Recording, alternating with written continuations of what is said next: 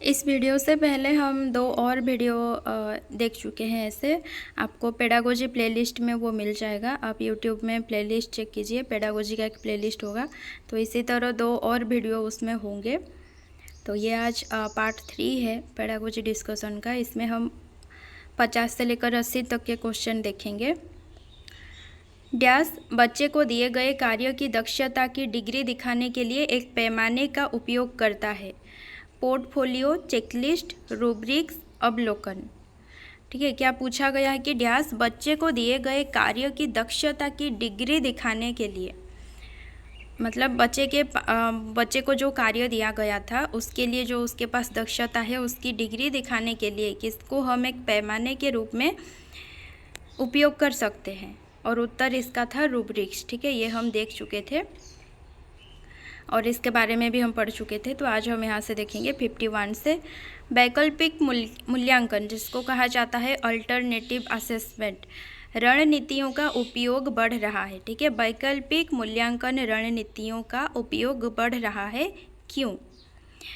यह एक व्यापक मूल्यांकन है और परीक्षण की चिंता से मुक्त है। अब यहाँ पर यह किसके लिए लिखा गया है? वैकल्पिक मूल्यांकन के लिए। ठीक है, तो ऑप्शन देख लीजिए।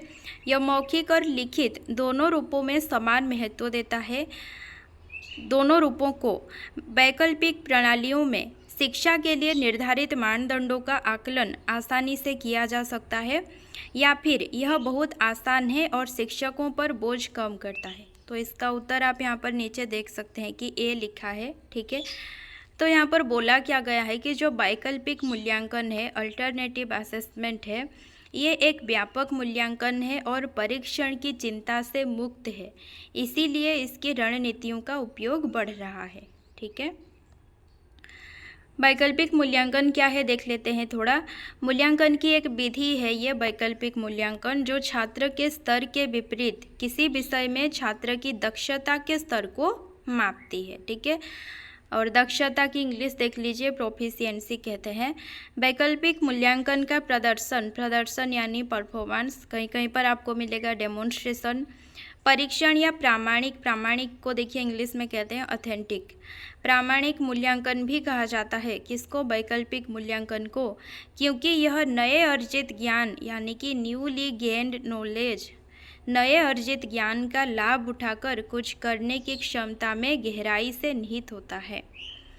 वैकल्पिक मूल्यांकन का समग्र लक्ष्य छात्रों को अपने ज्ञान का प्रदर्शन करने और कार्यों को निष्पादित करने की अनुमति देता है। ठीक है, तो वैकल्पिक मूल्यांकन जो है, अल्टरनेटिव असेसमेंट जो है, इसका लक्ष्य क्या होता है कि छात्रों को अपने ज्ञान का प्रदर्शन करने के लिए अनुमति देता है। ठीक है, और क्या करने के लिए अनुमति देता है? कार्यों को निष्पादित करने के लिए अनुमति देता है, और निष्पादित को इंग्लिश में कहते हैं एग्जीक्यूट।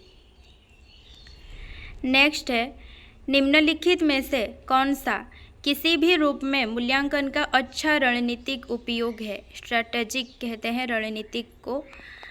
ऑप्शन देखिए, स्कोर का उपयोग किए बिना केवल दस्तावेजीकरण आवश्यकताओं के लिए संकलित किया जाता है। दस्तावेजीकरण इंग्लिश में देखिए डॉक्यूमेंटेशन, संकलित देखिए कंपाइल। शिक्षक बच्चों के व्यक्तिगत अंकों के आधार पर कक्षा का समूह बनाते हैं। शिक्षक शिक्षण को सूचित करने के लिए कक्षा परीक्षण के अंकों की तुलना मानक परीक्षणों और टिप्पणियों से करता है। मानक क्या है? स्टैंडर्ड। अंकों यानी कि स्कोर। ठीक है, अंक यानी कि स्कोर, अंकों को संकलित किया जाता है और प्रिंसिपल और अन्य प्राधिकारियों के समक्ष बड़े स्वच्छता से प्रस्तुत किया जाता है।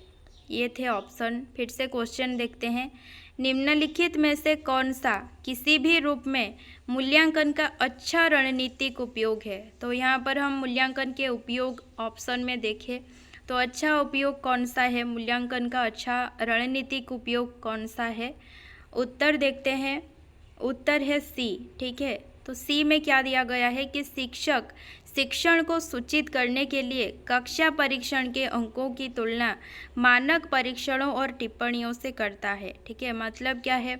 अगर वो टीचर खुद एक टेस्ट किया हुआ है बच्चों के लिए, तो उसमें जो स्कोर हैं बच्चों के और जो स्टैंडर्डाइज टेस्ट होता है, ठीक है, तो उसमें बच्चों के क्या स्कोर होते हैं, क्योंकि वो तो बच्चों का जो टीचर है वो तो नहीं बनाया होगा, ठीक है, विशेषज्ञों लोग बनाए होंगे, उसमें बच्चे का क्या स्कोर है उन दोनों को वो कंपेयर करता है ताकि उस हिसाब से वो आगे से पढ़ा सके, ठीक है। उसके बाद एक प्रश्नावली जिसमें छात्रों से उनके पाठ में उनकी प्रगति के बारे में पूछा गया है, जिसमें यह भी शामिल है कि वे कैसा महसूस करते हैं, उस प्रश्नावली को क्या कहा जाता है? मानक आकलन, नैदानिक आकलन, योगात्मक मूल्यांकन या फिर स्व आकलन। और इसका उत्तर है देखिए डी, स्व आकलन, ठीक है, यानी कि खुद का आकलन। पूछा क्या गया है कि एक प्रश्नावली है, ठीक है, तो उसमें क्या किया गया है, छात्रों को वो प्रश्नावली दी गई है, तो उनके पाठ में उनकी प्रगति के बारे में, यानी कि अगर सपोज एक बच्चा जो है गणित पढ़ा है, तो गणित में उसकी जो प्रगति है उसके बारे में कुछ क्वेश्चन ऐसे सेट करके बच्चे को दिया गया है ताकि वो जो है उसमें टिक करे या कुछ लिखे, कुछ भी करे, ठीक है। मतलब वो क्या कर रहा है कि खुद जो है अपनी प्रगति के बारे में खुद ही लिख रहा है कि नहीं, तो अपना आकलन जो है वो खुद कर रहा है कि कहाँ प्रगति हुई है, कहाँ नहीं हुई है, तो वो अपना आकलन खुद कर रहा है। और ऐसा भी उसमें पूछा गया है जिसमें यह भी शामिल है कि वे कैसा महसूस करते हैं, ठीक है, मतलब उस पाठ के प्रति वो कैसा महसूस करता है, कठिनाई है, सरल है, क्या है, तो वो उसे भी वो वहाँ पर लिखता है, तो वो ये उसका खुद का आकलन हुआ, ठीक है। तो इसी तरह ये होता है स्व आकलन। और इसे देखिए अधिगम के रूप में आकलन जो होता है, असेसमेंट आज लर्निंग, इसी को स्व आकलन कहते हैं, आपको पता होगा। तो असेसमेंट आज लर्निंग को देखिए हिंदी में कहते हैं अधिगम के रूप में आकलन। एक शिक्षक ने अपने छात्रों से एक गद्यांश पढ़ने को कहा, फिर उसने बच्चों के पठन कौशल का अवलोकन किया। अवलोकन यानी क्या है, ऑब्जर्वेशन, ठीक है, और रिकॉर्ड भी किया कि कैसे वो लोग पढ़ते हैं। उसके बाद बच्चों को प्रतिपुष्टि प्रदान की, यानी कि फीडबैक देता है। इसे किस प्रकार का आकलन कहेंगे? रचनात्मक, योगात्मक, नैदानिक, संज्ञात्मक। संज्ञात्मक कुछ होता नहीं है, बाकी तीनों से देखिए, तो उत्तर इसका देखिए ए लिखा है, रचनात्मक, ठीक है, क्योंकि यहाँ पर फीडबैक की बात आती है, इसीलिए ए क्या होगा, रचनात्मक हो जाएगा। उसके बाद प्रवेश व्यवहार, एंट्री बिहेवियर, ठीक है, प्रवेश व्यवहार को जानने के लिए निम्नलिखित में से किस प्रकार के मूल्यांकन का उपयोग किया जाता है? प्लेसमेंट आकलन, योगात्मक आकलन, रचनात्मक आकलन या फिर नैदानिक आकलन। ये सारे जो क्वेश्चन है ना, ये प्रीवियस ईयर में पूछे जा चुके हैं। 2021 के अगर क्वेश्चन आपने पढ़े होंगे तो ये सारे वही क्वेश्चन हैं। अगर आप थोड़ा सा अच्छे से देखेंगे तो आपको समझ में आएगा, वरना आप कुछ नहीं समझ पाएंगे। तो प्रवेश व्यवहार क्या होता है? एंट्री बिहेवियर होता है, आपने इंग्लिश में पढ़ा होगा। तो प्रवेश व्यवहार को जानने के लिए निम्नलिखित में से किस प्रकार के मूल्यांकन का उपयोग किया जाता है? उत्तर इसका क्या है? ए है, ठीक है। तो ए है क्या? प्लेसमेंट आकलन, स्थापन आकलन भी इसको कहा जाता है, और ज़्यादातर आपको क्वेश्चन हिंदी में डालेंगे तो भी कहीं कहीं पर आपको प्लेसमेंट आकलन भी मिल जाएगा, ठीक है। तो पूछा क्या गया है कि प्रवेश व्यवहार को जानने के लिए किस प्रकार के मूल्यांकन का उपयोग किया जाता है? प्लेसमेंट आकलन। अब प्रवेश व्यवहार क्या है? तो देखिए, अगर कोई 7 स्टैंडर्ड का बच्चा है, उसको वो एक स्कूल से चला जाता है, फिर दूसरे स्कूल में वो एंट्री करता है, तो वो 8 क्लास के लिए एंट्री करेगा क्योंकि वो 7 तक पढ़ चुका है ना। तो 8 क्लास को अगर वो ऐसे डायरेक्टली जाके वहाँ पर बोलता है कि मुझे 8 क्लास में एडमिशन लेना है, तो कुछ तो वहाँ पर टेस्ट करेंगे ना, यूं ही तो नहीं उस स्कूल में दाखिला दिला देंगे, तो कुछ तो टेस्ट करेंगे। तो वो जो टेस्ट वो लोग करेंगे 8 क्लास में उसको दाखिला देने के लिए, वो कैसा टेस्ट होगा? वो होगा प्लेसमेंट आकलन होगा। उसका जो आकलन किया जाएगा वो होगा प्लेसमेंट आकलन, ठीक है। और ये किस लिए किया जाएगा? उसका प्रवेश व्यवहार को जानने के लिए, वो उस लायक है कि नहीं ये जानने के लिए, ठीक है। यदि एक शिक्षक को सीखने की प्रक्रिया को मापना है तो उसे किस प्रकार के मूल्यांकन का उपयोग करना चाहिए? पूछा क्या गया है, यदि एक शिक्षक को सीखने की प्रक्रिया को मापना है, ठीक है, जो लर्निंग का प्रोसेस है उसको अगर मापना है तो उसे किस प्रकार के मूल्यांकन का उपयोग करना चाहिए? प्लेसमेंट मूल्यांकन, रचनात्मक मूल्यांकन, योगात्मक मूल्यांकन या फिर नैदानिक मूल्यांकन? उत्तर है इसका बी, रचनात्मक मूल्यांकन। तो बच्चे पढ़ रहे हैं, टीचर पढ़ा रहा है, वो जो प्रोसेस चल रहा है, लर्निंग का प्रोसेस चल रहा है, उसको अगर टीचर जो है माप रहा है, आकलन कर रहा है, तो उस प्रोसेस को क्या कहेंगे हम? रचनात्मक मूल्यांकन। निम्नलिखित में से किस पैमाने का समूह स्कोर या समूह माप से कोई लेना देना नहीं होता है? पैमाना यानी स्केल याद रखिए, तो ग्रुप स्कोर होता है या फिर ग्रुप मेजरमेंट जो होता है उसके साथ कौन से स्केल का कोई लेना देना नहीं होता है? तो कुछ होते हैं स्केल्स ऑफ मेजरमेंट, आपने पढ़ा होगा, तो उससे रिलेटेड ये क्वेश्चन है। ऑप्शन देखिए, क्रम सूचक या सामान्य पैमाना, नाम मात्र या सांकेतिक पैमाना, अंतराल पैमाना या फिर अनुपात पैमाना, ठीक है। और उत्तर देखिए इसका बी यानी नाम मात्र या फिर सांकेतिक पैमाना जो है इसका समूह स्कोर, ग्रुप स्कोर या समूह माप, ग्रुप मेजरमेंट से कोई लेना देना नहीं होता है। स्केल्स ऑफ मेजरमेंट आपने पढ़ा होगा, ऑर्डिनल स्केल होता है, एक होता है नॉमिनल स्केल, एक होता है इंटरवल स्केल और एक होता है रेशियो स्केल। तो ऑर्डिनल को हम यहाँ पर देख सकते हैं कि क्रम सूचक कहेंगे या फिर सामान्य कहेंगे। नॉमिनल को कहेंगे नाम मात्र या फिर सांकेतिक कह सकते हैं। इंटरवल होता है अंतराल, ठीक है। रेशियो होता है अनुपात। हो गया। यहाँ पर आपको और एक चीज़ मिलता है, क्वेश्चन भी पूछा जाता है, ट्रू जीरो के बारे में एक क्वेश्चन होता है, तो देख लीजिए थोड़ा कि अंतराल पैमाना जो होता है, इंटरवल स्केल, ठीक है, इसकी विशेषता है कि संख्या शून्य, जीरो एक मौजूदा चर है। चर यानी क्या है? वेरिएबल होता है इसमें। क्रमिक ऑर्डिनल पैमाने में हम क्या देखते हैं कि उसमें शून्य का अर्थ क्या होता है? शून्य का एक अर्थ होता है, ठीक है। उदाहरण क्या है कि यदि आप डिग्री मापते हैं तो शून्य का एक तापमान होता है। और जो होता है रेशियो स्केल, अनुपात पैमाना, ये क्या होता है? अंतराल पैमाना यानी कि इंटरवल स्केल से भिन्न होता है। क्यों? क्योंकि इस पैमाने में वास्तविक शून्य होता है, ठीक है, ट्रू जीरो होता है। तो ट्रू जीरो रिलेटेड इसे आप याद रखिए कि रेशियो स्केल को अनुपात पैमाने में ट्रू जीरो होता है। संख्या शून्य का अर्थ इसमें क्या होता है कि डेटा का कोई मूल्य बिंदु नहीं है, ठीक है। अधिगम के रूप में आकलन कब होता है? अधिगम के रूप में आकलन कब होता है? शिक्षक व्यक्तिगत रूप से सीखने की निगरानी करता है, आवश्यक परिवर्तनों की पहचान करता है और इन नए परिवर्तनों को लागू करता है। इन ऑप्शन में से किस ऑप्शन में आपको अधिगम के रूप में आकलन दिखता है, बताइएगा।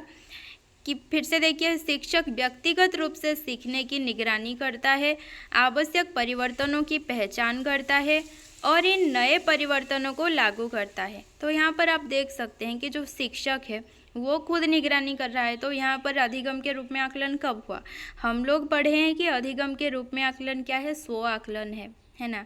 तो बच्चा जो है खुद आकलन करेगा, तो इधर तो शिक्षक जो है आकलन कर रहा है, तो ये नहीं होगा। शिक्षार्थी अपने स्वयं के सीखने की निगरानी करता है, आवश्यक परिवर्तनों को आत्मसात करता है, इन नए परिवर्तनों को समायोजित और अनुकूलित करता है। यहाँ पर शिक्षार्थी जो है स्वयं करता है, इसीलिए आप देख सकते हैं कि बी ऑप्शन यहाँ पर सही होगा। अधिगम के रूप में आकलन यहीं पर हो रहा है। दूसरे ऑप्शन भी देख लेते हैं कि माता पिता व्यक्तिगत रूप से अपने बच्चों की पढ़ाई की निगरानी करते हैं, उनकी कमियों की पहचान करते हैं और उन्हें आवश्यक बदलाव करने में मदद करते हैं। ये स्व आकलन नहीं होता है। सीखने की प्रक्रिया में आवश्यक परिवर्तन करने के लिए सहकर्मी अपने शिक्षकों और माता पिता की मदद से एक दूसरे की शिक्षा की निगरानी करते हैं। यहाँ पर भी स्व आकलन नहीं होगा। स्व आकलन यानी कि खुद का आकलन। यहाँ पर जो सहकर्मी जो हमारा आकलन करेंगे वो हम कह सकते हैं पीयर असेसमेंट कह सकते हैं, है ना, जो कि समकक्ष आकलन हम कह सकते हैं। तो यहाँ पर उत्तर हो जाएगा बी ऑप्शन। और यहाँ पर निगरानी का इंग्लिश देखिए कि मॉनिटर होता है, आत्मसात जो है एसिमिलेट होता है, समायोजन होता है अकोमोडेट, अनुकूलन होता है अडॉप्टेशन, ठीक है। तो यहाँ पर उत्तर हो गया बी ऑप्शन, हमने देखा। शिक्षा के क्षेत्र में मूल्यांकन की प्रक्रिया और कार्य निम्नलिखित में से किस सिद्धांत द्वारा संचालित होते हैं? सिद्धांत यानी कि प्रिंसिपल, संचालित देखिए गवर्न होता है। निरंतरता का सिद्धांत, समग्रता एवं व्यापकता का सिद्धांत, मूल्यांकन के उपयुक्त उपकरण चुनने का सिद्धांत, उपर्युक्त सभी। और उत्तर देखिए यहाँ पर है डी, उपर्युक्त सभी। यानी कि शिक्षा के क्षेत्र में मूल्यांकन की प्रक्रिया और कार्य, ठीक है, किस सिद्धांत द्वारा संचालित होते हैं? यानी कि अगर हमें मूल्यांकन की प्रक्रिया करना है तो हमें क्या क्या मानना चाहिए? निरंतरता का सिद्धांत मानना है, कंटिन्यूटी जिसे कहते हैं, यानी कि कंटिन्यू हमें इवैल्यूएट करना है। समग्रता एवं व्यापकता का सिद्धांत भी हमें मानना है। बच्चे का जो सर्वांगीण विकास होता है, टोटल डेवलपमेंट होता है, होलिस्टिक डेवलपमेंट होता है, उसको भी हमें ध्यान में रखना है। कॉम्प्रहेंसिवनेस जो होता है, व्यापकता, इसको ध्यान में रखना है कि बच्चे का जो स्कोलास्टिक एरिया होता है और को स्कोलास्टिक एरिया होता है, दोनों को हमें जो है सामने रखकर मूल्यांकन करना है। मूल्यांकन के उपयुक्त उपकरण चुनने का सिद्धांत भी हमें ध्यान में रखना है कि कौन सा उपकरण बच्चे के मूल्यांकन के लिए उपयुक्त होगा। ठीक है। नैदानिक परीक्षण का मुख्य उद्देश्य क्या है? छात्रों की सीखने की समस्याओं की प्रकृति और कारणों का पता लगाना और उपचारात्मक कार्रवाई देखने के लिए एक योजना तैयार करना। पाठ्यक्रम पूरा होने के 6 महीने बाद छात्रों की प्रगति का पता लगाना। पूरे पाठ्यक्रम के पूरा होने के बाद छात्रों की प्रगति का पता लगाना, या फिर विद्यार्थियों को पुरस्कार देना। पूछा गया है नैदानिक परीक्षण का मुख्य उद्देश्य क्या है? और उत्तर यहाँ पर है ए ऑप्शन। ठीक है। नैदानिक परीक्षण होता है जो डायग्नोस्टिक टेस्ट होता है, और ऑप्शन ए इसका उत्तर है। तो नैदानिक परीक्षण में उसका उद्देश्य होता क्या है? छात्रों की सीखने की समस्याओं की प्रकृति और कारणों का पता लगाना। ठीक है। क्या क्या कठिनाई हो रही है छात्रों के सीखने में, उसको पता लगाना है, और उपचारात्मक शिक्षण के लिए योजना भी तैयार कर लेना है। उपचारात्मक होता है रिमेडियल, ठीक है। कार्रवाई होता है एक्शन। जब कहीं भी अगर आप कठिनाई शब्द को देखते हैं तो आपको पहले ढूंढना होगा निदान, ठीक है, वही सही होगा। किस प्रकार का मूल्यांकन दक्षता प्रमाणित करने और छात्र के भविष्य के कार्यक्रमों या प्लेसमेंट के बारे में निर्णय लेने के लिए डिजाइन किया गया है?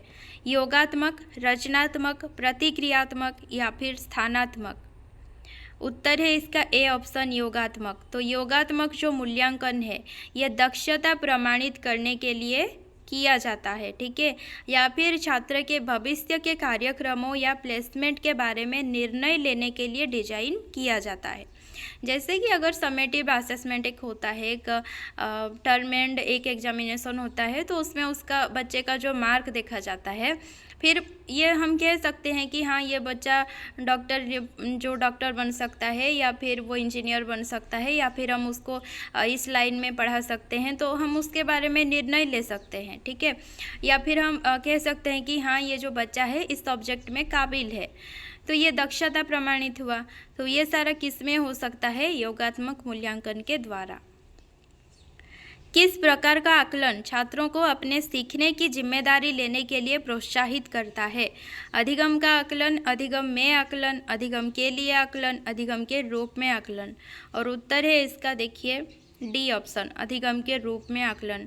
तो अधिगम के रूप में आकलन हमने पढ़ा स्व आकलन है। तो स्व आकलन यानी कि विद्यार्थी जो है खुद का आकलन खुद कर रहा है।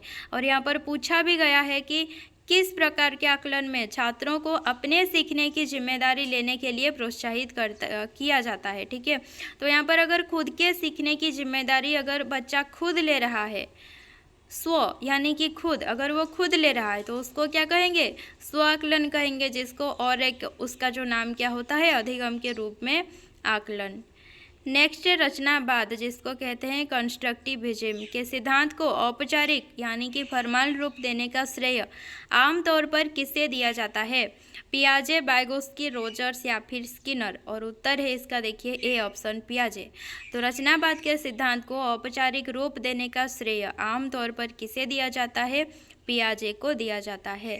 किसने कहा कि मचान की प्रक्रिया यानी कि स्कैफोल्डिंग के माध्यम से एक शिक्षार्थी को शारीरिक परिपक्वता की सीमाओं से परे उससे परे, ठीक है, इस हद तक बढ़ाया जा सकता है कि विकास प्रक्रिया सीखने की प्रक्रिया से पीछे रह जाए। यानी कि स्कैफोल्डिंग जो है उसके माध्यम से एक बच्चे का हम जो सीखने का जो प्रक्रिया है उसको बढ़ा सकते हैं, चाहे वो डेवलपमेंट में उसका जो शारीरिक विकास है उसमें चाहे वो पीछे रह जाए, लेकिन स्कैफोल्डिंग के माध्यम से हम उसका जो लर्निंग प्रोसेस है उसको हम बेहतर बना सकते हैं। किसने कहा है? पियाजे, वाइगोत्स्की, ब्रूनर या फिर डीवी। और यहाँ पर स्कैफोल्डिंग देखते ही आपको याद आना चाहिए किसका नाम? बी ऑप्शन, वाइगोत्स्की का नाम। उत्तर क्या है देखिए, बी ऑप्शन, वाइगोत्स्की। वो प्रक्रिया जिसमें एक या एक से अधिक व्यक्ति कुछ वास्तविक जीवन स्थितियों में क्या हो रहा है उसका अवलोकन करते हैं और वे किसी नियोजित योजना के अनुसार प्रासंगिक घटनाओं को वर्गीकृत और रिकॉर्ड करते हैं, क्या कहलाती है? वो प्रक्रिया क्या कहलाती है? अवलोकन या फिर जांच या फिर साक्षात्कार या फिर आलोचना। और उत्तर है यहाँ पर ए ऑप्शन, अवलोकन, जिसको कहा जाता है ऑब्जर्वेशन। ठीक है, तो अब अवलोकन एक कैसी प्रक्रिया है? देखिए, इस प्रक्रिया में एक या एक से अधिक व्यक्ति कुछ वास्तविक जीवन स्थितियों में क्या हो रहा है उसको देखते हैं। अवलोकन करने का मतलब क्या है? देखना।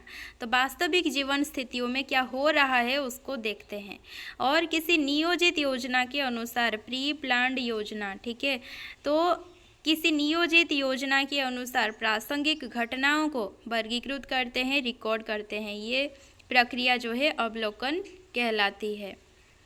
निम्न में से कौन सी अवलोकन की प्रकृति नहीं है, यानी कि ऑब्जर्वेशन का एक नेचर नहीं है? अवलोकन चयनात्मक है, चयनात्मक मतलब सिलेक्टिव। अवलोकन उद्देश्यपूर्ण है, पर्पसिव जिसे कहते हैं। अवलोकन केवल शारीरिक गतिविधि है, मानसिक नहीं। शारीरिक क्या है? फिजिकल। मेंटल क्या है? मानसिक। ठीक है। अवलोकन एक व्यवस्थित एवं वैज्ञानिक जांच है, जांच यानी इंक्वायरी। तो इनमें से कौन सा ऑप्शन जो है अवलोकन की प्रकृति नहीं है? और उत्तर है इसका देखिए सी ऑप्शन। बोला गया है कि अवलोकन केवल शारीरिक गतिविधि है, मानसिक नहीं, ये अवलोकन की प्रकृति नहीं है। तो अवलोकन की प्रकृति यहाँ पर क्या होगा कि अवलोकन जो है शारीरिक गतिविधि भी है और मानसिक गतिविधि भी है। ठीक है, शारीरिक और मानसिक दोनों प्रकार की ये गतिविधि होती है।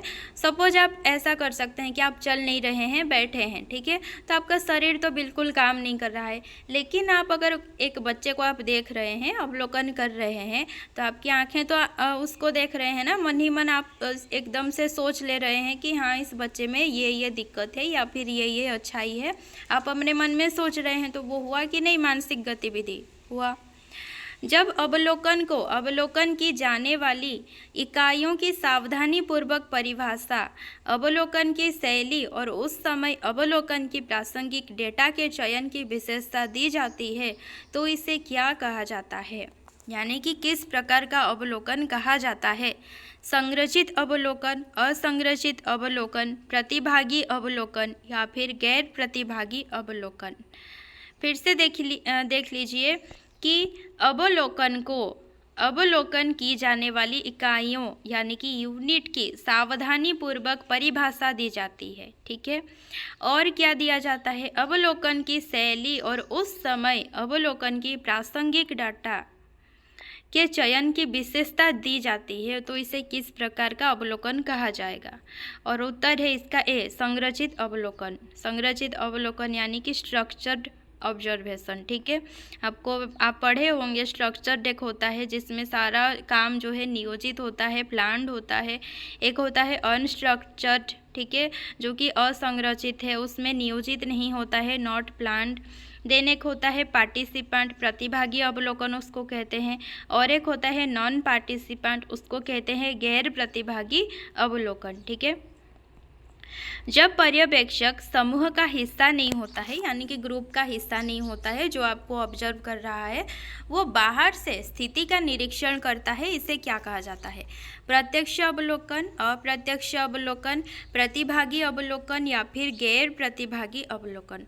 उत्तर इसका है डी ऑप्शन, गैर प्रतिभागी अवलोकन। यानी कि वो समूह में भाग नहीं ले रहा है, वो बाहर से देख रहा है, तो गैर प्रतिभागी अवलोकन। ठीक है, अब यहाँ पर देखिए, ऑब्जर्वर यानी कि जो पर्यवेक्षक होता है, वो खुद भी अगर ग्रुप का हिस्सा हो तो उसे कहेंगे प्रतिभागी अवलोकन, पार्टिसिपेंट जो होता है। अगर ऐसा लगे कि पर्यवेक्षक के होने से छात्र का वास्तविक व्यवहार प्रभावित होता है, ठीक है, तो अप्रतिभागी अवलोकन का प्रयोग किया जाता है, जो कि नॉन पार्टिसिपेंट होता है। और कुछ होते हैं ऑब्जर्वेशन, एक डायरेक्ट होता है और एक इनडायरेक्ट होता है। डायरेक्ट को कह सकते हैं प्रत्यक्ष, इनडायरेक्ट को अप्रत्यक्ष। ठीक है, डायरेक्ट ऑब्जर्वेशन में क्या होता है, पर्यवेक्षक शारीरिक रूप से, फिजिकली रूप से, ठीक है, उपस्थित रहता है और अपना स्थान भी जो है वो परिवर्तन कर सकता है, कभी इस ग्रुप में आ सकता है, कभी उस ग्रुप में आ सकता है। इनडायरेक्ट में होता क्या है, अप्रत्यक्ष अवलोकन में पर्यवेक्षक खुद न रहकर कैमरा के माध्यम से या फिर माइक्रोफोन के माध्यम से वो हैंडल कर सकता है। ठीक है, मतलब वो खुद वहाँ पर मौजूद नहीं रहेगा, या फिर वो ऐसा भी कर सकता है, किसी और व्यक्ति को अपनी जगह नियुक्त कर सकता है कि ऑब्जर्व करके बताने के लिए, ठीक है, कि बच्चों ने क्या क्या किया। किस प्रकार का अवलोकन मानकीकृत तकनीकों का उपयोग करता है और बाहरी ओर से हस्तक्षेप करने वाले चर यानी वेरिएबल को नियंत्रित करता है? प्रतिभागी, अप्रतिभागी, नियंत्रित या अनियंत्रित? और उत्तर है इसका नियंत्रित, यानी कि कंट्रोल्ड। तो यहाँ पर देखिए कि जो नियंत्रित अवलोकन होता है, जो कंट्रोल्ड ऑब्जर्वेशन होता है, वो मानकीकृत तकनीकों, ठीक है, जो स्टैंडर्डाइज टेक्निक होते हैं, उनका उपयोग करता है और बाहरी ओर से हस्तक्षेप करने वाले वेरिएबल्स को भी नियंत्रित करता है। और अगर ऐसे नहीं होता है, अगर नियंत्रित नहीं होता है, तो उससे क्या कहेंगे? अनियंत्रित अवलोकन। ठीक है, अनकंट्रोल्ड, सिचुएशन जैसा भी हो उसी में अवलोकन किया जाता है, कोई परिवर्तन नहीं किया जाता है, कोई कंट्रोल नहीं होता है, वो होता है अनकंट्रोल्ड ऑब्जर्वेशन। किसी दिए गए विषय में छात्र की उपलब्धि और दक्षता का पता लगाने के लिए शिक्षक द्वारा कौन सा परीक्षण विकसित किया गया है? प्रमाणीकृत परीक्षण, मानकीकृत परीक्षण, विषयगत परीक्षण या फिर शिक्षक निर्मित परीक्षण? और इसका उत्तर है डी ऑप्शन, शिक्षक निर्मित परीक्षण। तो जैसे कि देख सकते हैं क्वेश्चन में ये पूछा गया है कि शिक्षक द्वारा वो परीक्षण को विकसित किया गया है, तो इसीलिए उत्तर क्या है कि शिक्षक निर्मित परीक्षण। ठीक है, प्रमाणीकृत जो होता है और मानकीकृत जो होता है दोनों एक ही हैं, स्टैंडर्डाइज टेस्ट होते हैं, और शिक्षक निर्मित जो होता है टीचर मेड टेस्ट होता है। और एक यहाँ पर नॉर्म याद रखिए कि स्टैंडर्डाइज टेस्ट में नॉर्म होता है, मानदंड होता है, लेकिन टीचर में टेस्ट में कोई मानदंड नहीं होता है, आवश्यक ही नहीं है। शिक्षक निर्मित परीक्षण बनाने के लिए किस सोपान में परीक्षण के उद्देश्य और उद्देश्यों को निर्धारित किया जाता है? ठीक है, जैसे कि क्या मापना है और क्यों मापना है, ऐसे उद्देश्यों को किस सोपान में, शिक्षक निर्मित परीक्षण बनाने के किस सोपान में निर्धारित किया जाता है? योजना निर्माण सोपान में, या फिर परीक्षण की तैयारी सोपान में, या फिर प्रयोग सोपान में, या फिर मूल्यांकन सोपान में? उत्तर है इसका ए ऑप्शन, योजना निर्माण सोपान में। ठीक है, जो प्लानिंग एक होता है स्टेप और एक होता है प्रिपेयरिंग। तो प्लानिंग हो गया योजना निर्माण, प्रिपेयरिंग हो गया परीक्षण की तैयारी। तो योजना निर्माण जो पहला स्टेप है उसी में ये निर्धारित किया जाता है, उद्देश्यों को निर्धारित किया जाता है कि क्या मापना है, क्यों मापना है। ठीक है, और किस लिए ये एग्ज़ाम जो है बनाना है। तो यहाँ पर याद रखिए जो शिक्षक निर्मित परीक्षण है इसकी तैयारी के लिए 2 ही स्टेप होते हैं, प्लानिंग एक होता है और एक होता है प्रिपेयरिंग। ठीक है, मूल्यांकन के निष्कर्ष किसी छात्र के सीखने के लिए फायदेमंद हो सकते हैं यदि, यानी कि मूल्यांकन करने के बाद जो हमें निष्कर्ष मिल रहा है वो छात्र के सीखने के लिए फायदेमंद हो सकता है कब? परीक्षण सख्त परिस्थितियों में आयोजित किए जाते हैं और एक समान होते हैं तभी, या फिर मूल्यांकन गतिविधियां अनुदेशात्मक उद्देश्यों के साथ संरेखित होती हैं तभी, या फिर शिक्षक परीक्षणों के प्रति सही मात्रा में गंभीरता और तनाव उत्पन्न करता है तभी, या फिर सांख्यिकीय विश्लेषण द्वारा मूल्यांकन अंकों की उचित व्याख्या की जाती है तभी।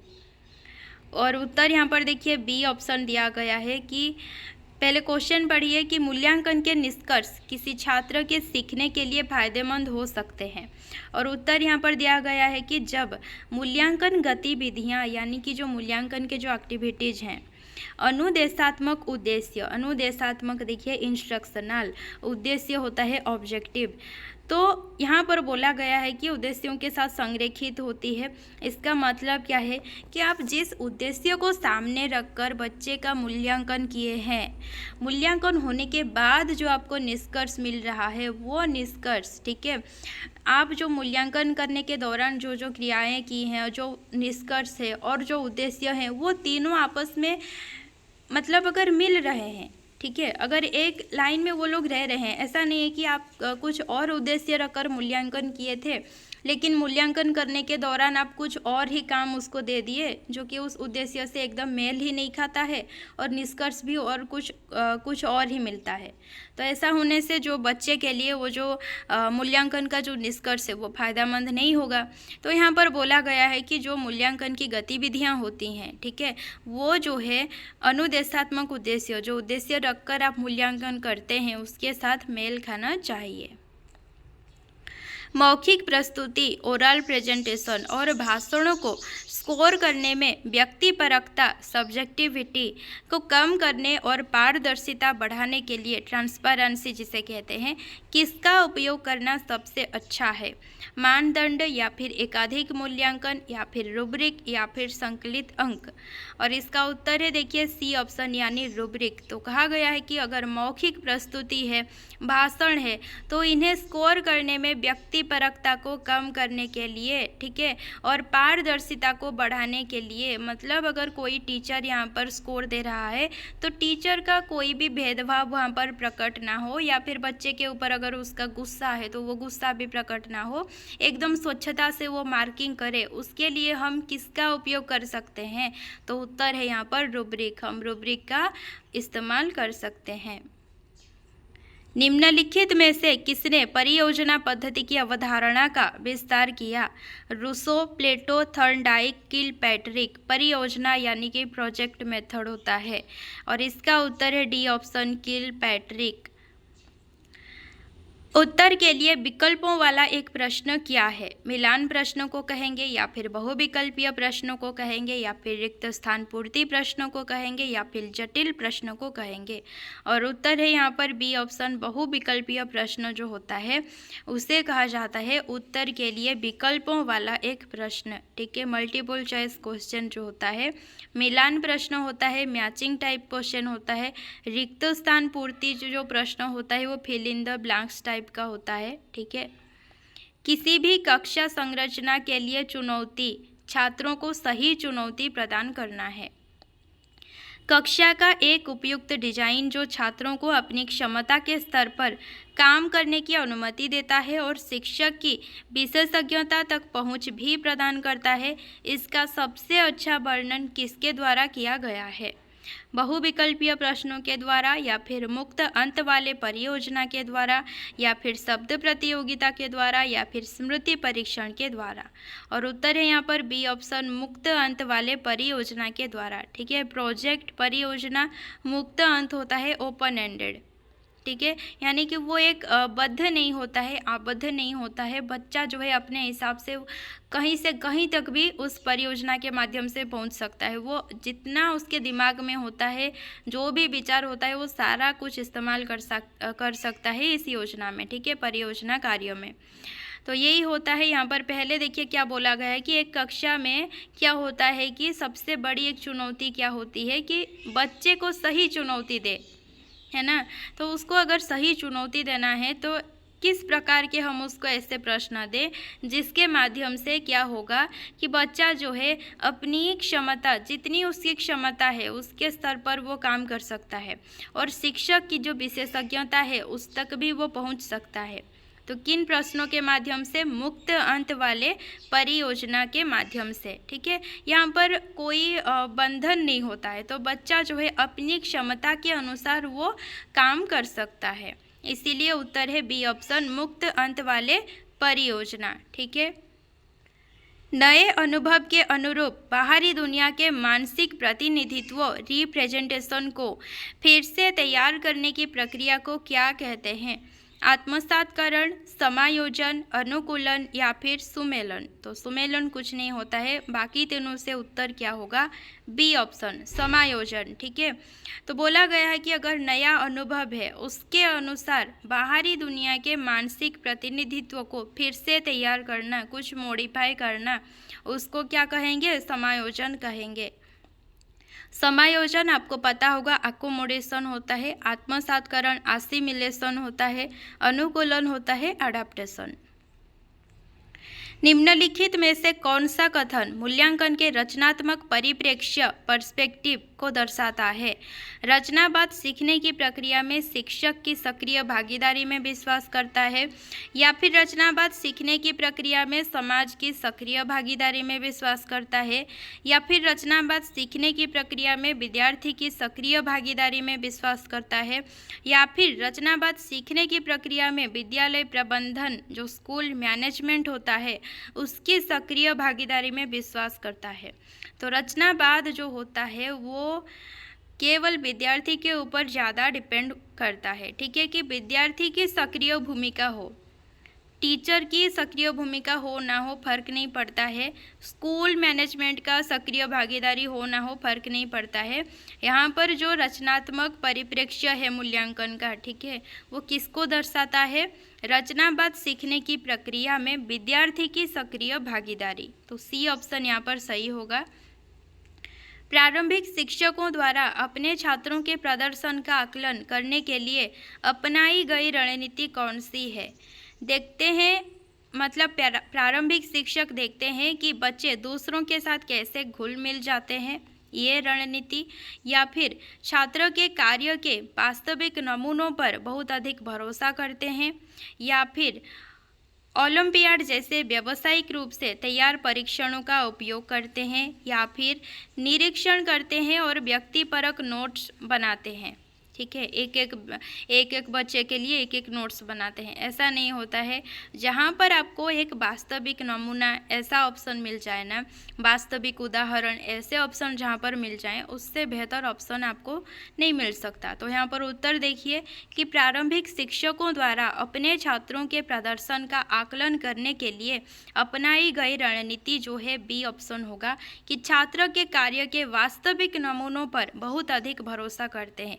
अब अगर एक छात्र ने खुद एक काम किया है, एक उसका वास्तविक नमूना है कि भाई हाँ रियल में जो बच्चा है वो यही काम किया है, वो रियल में टीचर के सामने है, वो उसका काम जो है टीचर के सामने है, तो उस पर टीचर अधिक भरोसा करेगा क्योंकि बच्चा खुद वो काम किया है और उसके अनुसार जो टीचर है वो आकलन करेंगे, है ना।